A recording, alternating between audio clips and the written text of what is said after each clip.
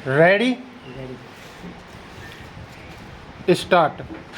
अल बिरूनी का जन्म आधुनिक स्थिति में सन 1973 में हुआ था। विराम शिक्षा का एक महत्वपूर्ण केंद्र था और अल बिरूनी ने उस समय उपलब्ध सबसे अच्छी शिक्षा प्राप्त की थी। विराम वह कई भाषाओं का ज्ञाता था, जिनमें सिराई, फारसी, हिब्रू तथा संस्कृत शामिल है। स्टॉप हालांकि वह यूनानी भाषा का जानकार नहीं था, पर फिर भी वह प्लेटो तथा अन्य यूनानी दार्शनिकों के कार्यों से पूरी तरह परिचित था, जिन्हें उसने अरबी अनुवादों के माध्यम से पढ़ा था। स्टॉप सन 1017 ईस्वी में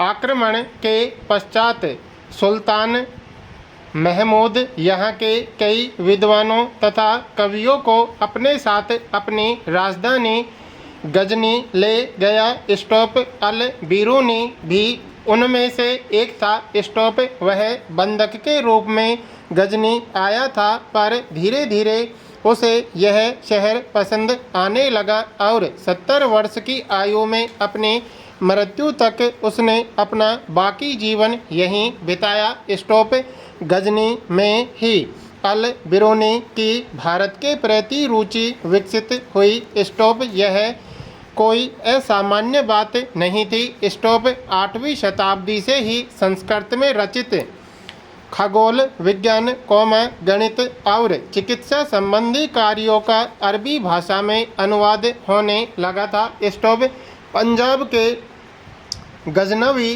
साम्राज्य का हिस्सा बन जाने के बाद स्थानीय लोगों से हुए संपर्कों ने आपसी विश्वास और समझ का वातावरण बनाने में मदद की। स्टॉप अल बिरूनी ने ब्राह्मण पुरोहितों तथा विद्वानों के साथ कई वर्ष बिताए और संस्कृत, धर्म तथा दर्शन का ज्ञान प्राप्त किया। स्टॉप हालांकि उसका यात्रा कार्यक्रम स्पष्ट नहीं है, फिर भी प्रतीत होता है कि उसने पंजाब और उत्तर भारत के कई हिस्सों की यात्रा की थी। स्टॉप उसके लिखने के समय यात्रा वृत्तांत अरबी साहित्य का एक मान्य हिस्सा बन चुके थे। स्टॉप ये वृत्तांत पश्चिम में सहारा रेगिस्तान से लेकर उत्तर में वोल्गा नदी तक फैले क्षेत्रों से संबंधित थे। स्टॉप इसलिए हालांकि 1500 ईस्वी से पहले भारत में अल बिरूनी को कुछ ही लोगों ने पढ़ा होगा, भारत से बाहर कई अन्य लोग संभवतः ऐसा कर चुके हैं। स्टॉप अरबी में लिखी गई अल बिरूनी की कृति किताब उल हिंद की भाषा सरल और स्पष्ट है।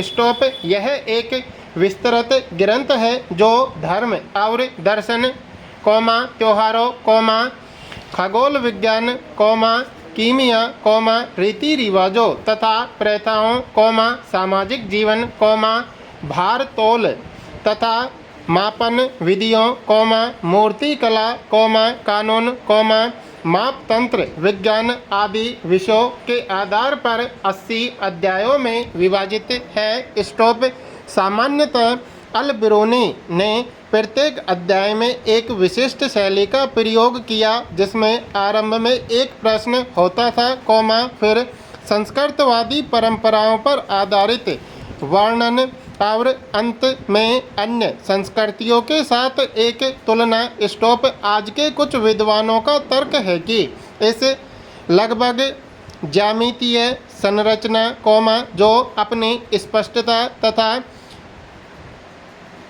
पूर्व के लिए उल्लेखनीय है, का एक मुख्य कारण अल बिरूनी का गणित की ओर झुकाव था। स्टॉप अल बिरूनी, जिसने लेखन में भी अरबी भाषा का प्रयोग किया था, ने स्वतः अपनी कृतियाँ उपमहाद्वीप के सीमांत क्षेत्रों में रहने वाले लोगों के लिए लिखी थी। स्टॉप वह संस्कृत, पाली तथा प्राकृत ग्रंथों के अरबी भाषा में अनुवादों तथा रूपांतरणों से परिचित था। इनमें दंत कथाओं से लेकर खगोल विज्ञान और चिकित्सा संबंधी कृतियाँ सभी शामिल थी। स्टॉप पर साथ ही इन ग्रंथों की लेखन सामग्री शैली के विषय में उसका दृष्टिकोण आलोचनात्मक था और निश्चित रूप से वह उनमें सुधार करना चाहता था। स्टॉप पैरा अरबी भाषा में लिखा गया उसका यात्रा वृत्तांत, जिसे विहुल कहा जाता है, 14वीं शताब्दी में भारतीय उपमहाद्वीप के सामाजिक तथा सांस्कृतिक जीवन के विषय में बहुत ही प्रचुर तथा रोचक जानकारियाँ देता है। स्टॉप मोरक्को के इस यात्री का जन्म तंजीर के सबसे सम्मानित तथा शिक्षित परिवारों में से एक, जो इस्लामी कानून अथवा शरिया पर अपनी विशेषज्ञता के लिए प्रसिद्ध था, में हुआ था। स्टॉप अपने परिवार की परंपरा के अनुसार इब्न बतूता ने कम उम्र में ही साहित्यिक तथा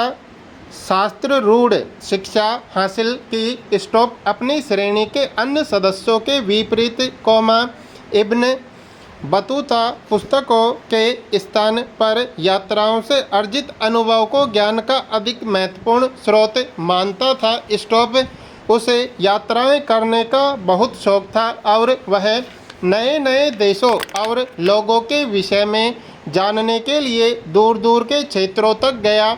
स्टॉप 1332-33 में भारत के लिए प्रस्थान करने से पहले वह मक्का की तीर्थ यात्राएं और सीरिया, इराक, फारस, यमन, ओमान तथा पूर्वी अफ्रीका के कई तटीय व्यापारिक बंदरगाहों की यात्राएं कर चुका था। स्टॉप पैरा मध्य एशिया के रास्ते होकर इब्न बतूता सन 1333 में स्थल मार्ग से सिंध पहुंचा। स्टॉप उसने दिल्ली के सुल्तान मोहम्मद बिन तुगलक के बारे में सुना था और कला और साहित्य के एक दयाशील संरक्षक के रूप में उसकी ख्याति से आकर्षित हो बतूता ने मुल्तान और उच्च के रास्ते होकर दिल्ली की ओर प्रस्थान किया।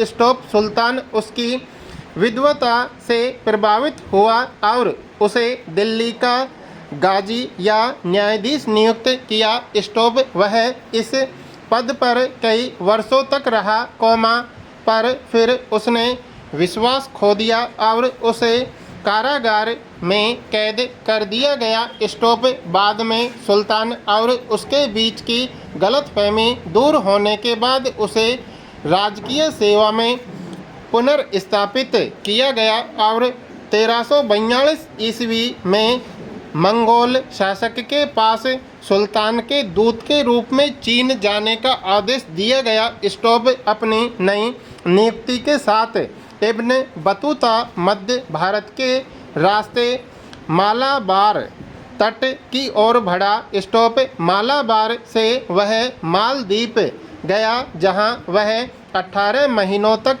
गाजी के पद पर रहा, पर अंततः उसने श्रीलंका जाने का निश्चय किया। स्टॉप बाद में एक बार फिर वह मालाबार तट तथा मालदीप गया और चीन जाने के अपने कार्य को दोबारा शुरू करने से पहले वह बंगाल तथा असम भी गया। स्टॉप वह जहाज से सुमात्रा गया और सुमात्रा से एक अन्य जहाज से चीनी बंदरगाह नगर जायतून गया। स्टॉप उसने व्यापक रूप से चीन में यात्रा की और वह बीजिंग तक गया, लेकिन वहाँ लंबे समय तक नहीं ठहरा। स्टॉप 1347 में उसने वापस अपने घर जाने का निश्चय किया।